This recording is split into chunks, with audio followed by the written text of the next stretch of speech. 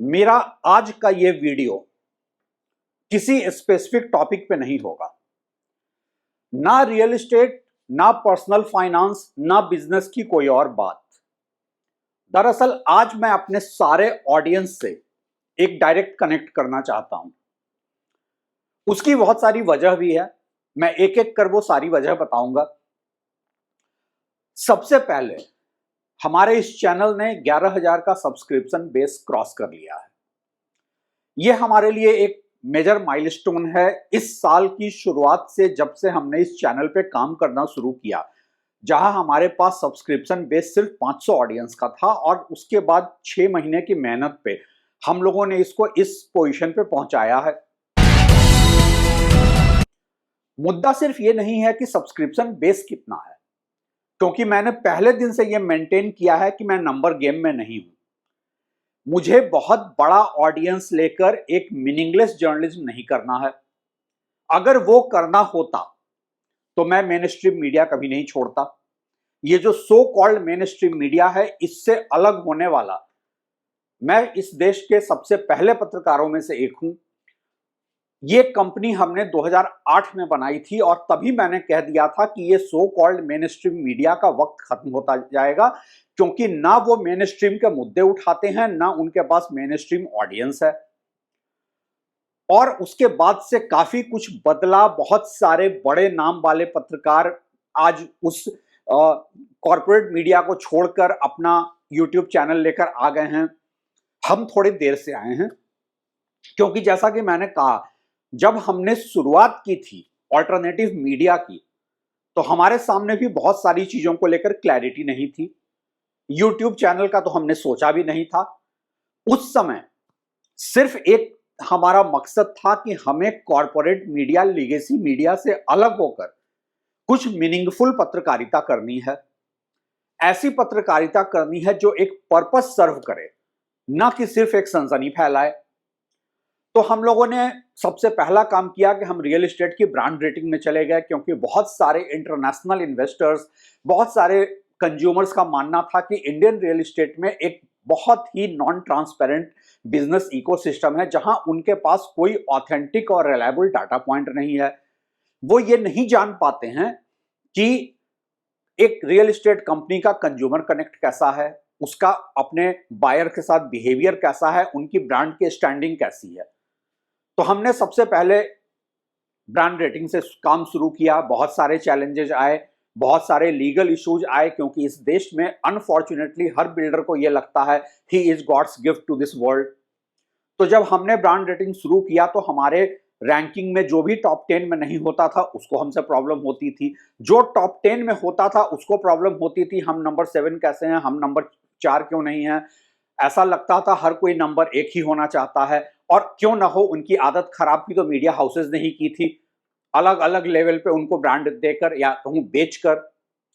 उस इकोसिस्टम को तोड़कर हमने इस कंपनी को एस्टैब्लिश किया, और हम उसके बाद जब हमें लगा कि हम एक ऑर्गेनाइज्ड इन्वेस्टर ग्रुप को तो कैटर कर रहे हैं, लेकिन हम आम ऑडियंस, एक आम सड़क पे खड़ा आदमी जिसको कि business, finance, personal finance, real estate के बारे में जानना है, हम उसको शायद कैटर नहीं कर पा रहे थे। और वही वो रियलाइजेशन था जिसके बाद हमने सोचा कि हम अपना यूट्यूब चैनल लेकर आते हैं। अब हम डायरेक्ट अपने एंड कंज्यूमर से डायरेक्ट बात करते हैं। जर्नी थोड़ी लंबी रही, लेकिन यूट्यूब की दुनिया में ये जर्नी मेरी बहुत छोटी है। 6 महीने में हमने एक सर्टेन लेवल पर एक अपनी क्रेडिबिलिटी बनाई है। आज किसी को बिल्डर के साथ कोई प्रॉब्लम होती है तो वो हमें कनेक्ट करता है। सच तो ये है कि बहुत सारे एक्सपोजेस जो मैंने किए हैं, बहुत सारे मुद्दे मैंने उठाए हैं, बहुत सारे बिल्डर को जो एक्सपोज किया है, वो सारी जानकारी हमें आप लोगों से मिली है। आसान नहीं है ये एक ऐसे बिजनेस में जहां का पूरा इकोसिस्टम एक्सप्लॉयटेटिव हो। बहुत सारे मेरे क्रिटिक्स भी हुए हैं इस यूट्यूब चैनल को लेकर पिछले 6 महीनों में। बहुत सारे क्रिटिकल कमेंट होते हैं। जाहिर सी बात है, जब आप बिल्डर माफिया को एक्सपोज करेंगे, जब आप बैंक और फाइनेंशियल इंस्टीट्यूशंस की गलतियों पे बात करेंगे, जब आप इन्वेस्टमेंट की दुनिया के वेस्टेड इंटरेस्ट पे बात करेंगे, तो आपके क्रिटिक तो होंगे, और उससे हमें कोई बहुत फर्क भी नहीं पड़ता है। लेकिन कुछ मुद्दे हैं जिस पे कि मैं आप लोगों से डायरेक्ट बात करना चाहता हूं। मसलन कुछ लोगों ने, और मैं उन फनी कमेंट्स को हटा देता हूं जो ऐसा लगता है कि जिल्टेड लवर की तरह आकर टाइम पास करने के लिए कमेंट करते हैं, लेकिन जो हमारे सीरियस ऑडियंस हैं और अभी तक का हमारा जो चैनल का ग्रोथ रहा है, उसको देख के मैं कह सकता हूं कि हमारे चैनल पे 90 to 95% सीरियस ऑडियंस है, जिसको जानकारी चाहिए, जिसको पर्सपेक्टिव चाहिए, जो हम पे ट्रस्ट कर रहा है। जो कमेंट्स आते हैं, जो मेरे मेल बॉक्स में सजेशन आते हैं, उन सब से हम ये फिल्टर कर पाते हैं कि 90 to 95% ऑडियंस हमारी सीरियस ऑडियंस है। उनमें से कुछ लोगों की ये शिकायत थी कि मैं उनके कमेंट्स का जवाब नहीं देता हूं। देखिए, प्रैक्टिकली मेरे लिए संभव नहीं है कि आप लोगों के हर कमेंट का मैं जवाब दूं, लेकिन मैं एक बात आपको इंश्योर करता हूं कि आप लोगों के हर कमेंट को मैं पढ़ता जरूर हूं। आप लोग जो भी मेल भेजते हैं, आपने देखा होगा डिस्क्रिप्शन में कंपनी का कॉर्पोरेट आईडी नहीं है, मैंने खुद अपना पर्सनल आईडी दे रखा है ताकि मैं हर मेल पे आए कमेंट को, सजेशन को पढूं और जवाब न भी दूं। मैं बहुत सारे वीडियो जो बनाता हूं वो आप लोगों के सजेशन के आधार पे बनाता हूं। कुछ लोगों का ये सजेशन है कि हमने ये सजेस्ट किया था इस टॉपिक पर, आपने वीडियो नहीं बनाया। दरअसल समस्या ये है कि इतने सारे सुझाव आते हैं, इतने सारे कमेंट्स आते हैं, मेल्स आते हैं, इतने सारे लोगों के डिमांड्स होते हैं कि सबको एक साथ कैटर करना संभव नहीं होता है। हम एक बहुत छोटी सी टीम है, हमारा बहुत छोटा सा रिसर्च का सेटअप है, लेकिन जो भी टॉपिक पे ज्यादा से ज्यादा लोग हमसे बात करना चाहते हैं, हमारा पर्सपेक्टिव समझना चाहते हैं, उनके लिए फिर हम रिसर्च करके उस टॉपिक पर वीडियो बनाते हैं और यह सिलसिला आगे भी कुछ ऐसे ही जारी रहेगा। एक बहुत छोटा ऑडियंस के साथ ये चैनल आज जो खड़ा हुआ है वो आप लोगों की वजह से हुआ है, क्योंकि आज ट्रैक टू रियलिटी के नाम पे जो एक बात मुझे बहुत सुकून देती है वो ये कि हमारे नाम पे क्रेडिबिलिटी मार्केट में एस्टैब्लिश हो रही है। लोग इतना समझ गए हैं कि मैं किसी वेस्टेड इंटरेस्ट को कैटर नहीं कर रहा हूं, मैं किसी बिल्डर को, उसके इकोसिस्टम को, किसी म्यूचुअल फंड को, स्टॉक मार्केट के मैनिपुलेटर्स को कैटर नहीं कर रहा हूं। मैं उनकी बात नहीं करता हूं, उल्टा उन्हें एक्सपोज करता हूं। और ये जो क्रेडिबिलिटी है वो सिर्फ आप लोगों की वजह से बनी है, जो हम 11,000 का हमने सफर तय किया है। हमें अभी आगे बहुत लंबा जाना है। अभी हम बहुत छोटे सेटअप में काम कर रहे हैं, हमारा अपना स्टूडियो भी नहीं है। आप देख सकते हैं कि हम मोस्टली घर पे शूट करते हैं। हमारा अपना स्टूडियो बनकर तैयार होने जा रहा है अगले 4-5 महीनों में।